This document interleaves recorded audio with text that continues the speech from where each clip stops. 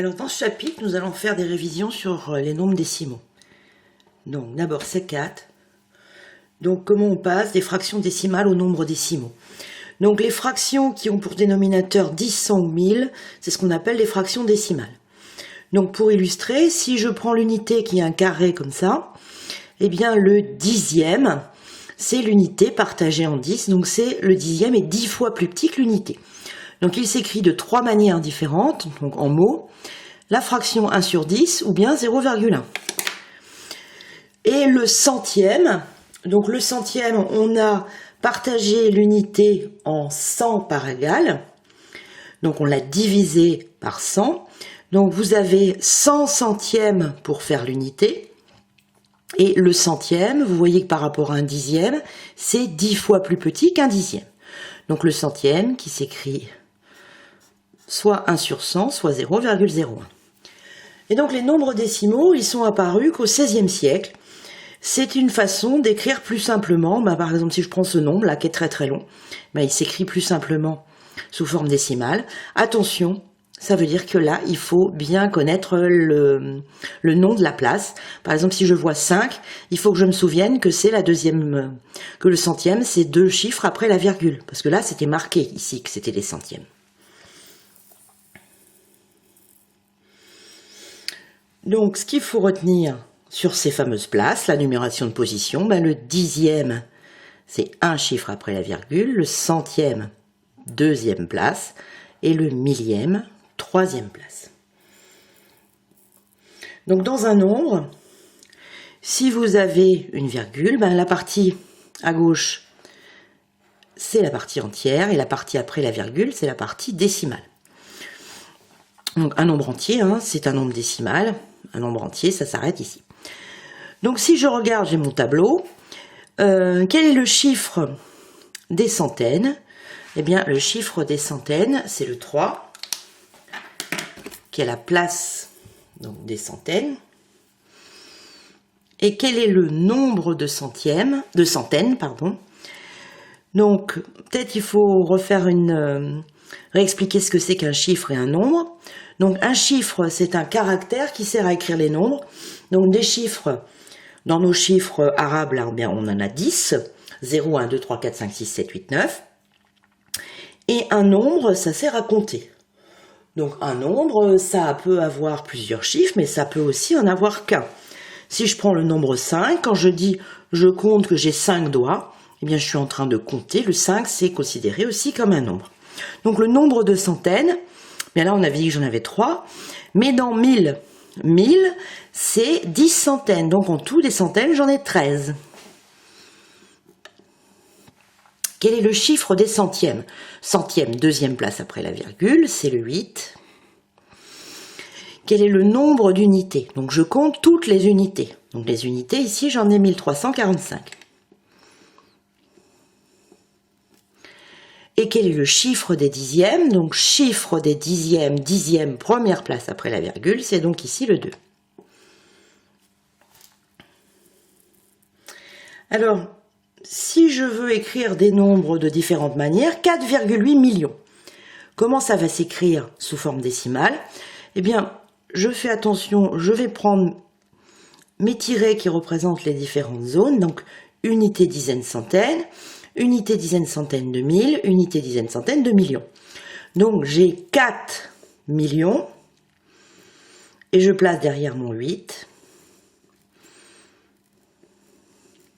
Donc ça fait 4 800 000. Si je veux écrire le nombre 62 dizaines de mille, donc pareil, je mets mes paquets de tirets, donc les 1000, puis les unités. Donc les dizaines de mille, c'est ici. Donc je vais écrire 62 dizaines de mille et donc je complète avec des zéros pour la suite. Donc ce nombre c'est 620 000. Alors on a différentes façons d'écrire des nombres décimaux. Donc écriture décimale, quand on les écrit en mots, on va dire, au lieu de dire 58,24, on dira 58 unités et 24 centièmes. Alors en fraction, 58,24, donc ça s'arrête au centième, donc ce sera des centièmes. Combien on en a? Donc là, on a 24 centièmes. 58, c'est combien de centièmes? Je rappelle que une unité, c'est 100 centièmes, ce qu'on voyait sur le petit dessin en haut au début. Donc si une unité, c'est 100 centièmes, eh bien 58 unités, c'est 5800 centièmes, donc 5824 sur 100. Une autre façon de trouver cette fraction, qu'est-ce qui divisé par 100 nous donnerait 58,24? Eh bien, c'est 5824. Et puis, vous avez les trois autres écritures différentes, toujours du même nombre. Alors maintenant, plaçons un nombre. Trouver l'abscisse d'un point. Donc, on place des points sur des axes. Donc, la chose importante, c'est qu'il faut connaître la valeur du petit intervalle. Donc, c'est ce qui est important. Il faut toujours commencer par ça. Quelle longueur représente un petit intervalle? Et ensuite, on compte. Donc ici, qu'est-ce que j'ai? Premier exemple, qu'est-ce que j'ai comme information? Eh bien, je vois que j'ai 3,2. Et ici, j'ai 3,3. Donc, je cherche combien j'ai entre les deux. Ben, j'ai 0,1. 3,2 plus 0,1, ça fait 3,3. Et il faut que je connaisse la valeur de ce petit intervalle. Donc là, j'en ai 1, 2, 3, 4, 5, 6, 7, 8, 9, 10. Donc, c'est 10 fois plus petit que 0,1. Donc, c'est donc 1 centième, 0,01. Donc, 0,1, en fait, divisé par 10. On se déplace donc de 0,01 en 0,01. Et donc, quelle est l'abscisse de A? Donc, j'ai 3,2. Alors, comme je compte avec des centièmes, ce serait peut-être plus simple si je mettais un 0. Donc 3,20, 3,21, 22, 23, 24, 3,24. Quelle est l'abscisse du point B? Donc j'étais à 3,20, j'enlève 1 centième, 3,19, 3,18. Et l'abscisse de C, donc j'étais à 3,24, 3,25, 3,26, 3,27. Eh bien c'est entre 3,27 et 3,28.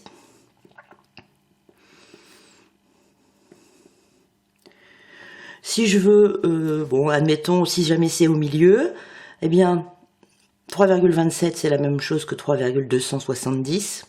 Ça, c'est 3,280. Donc, si jamais c'est au milieu, ce serait 3,275.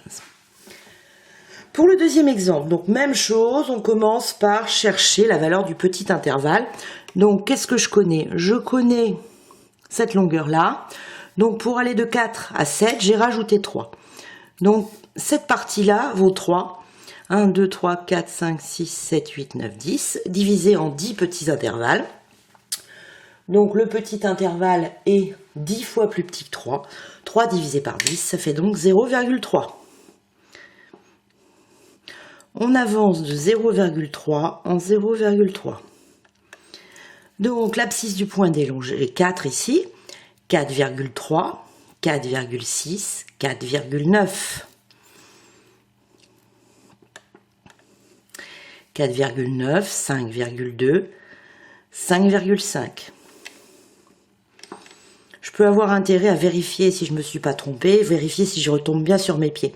5,5, 5,8, 6,1, 6,4, 6,7 et 7. Ça marche.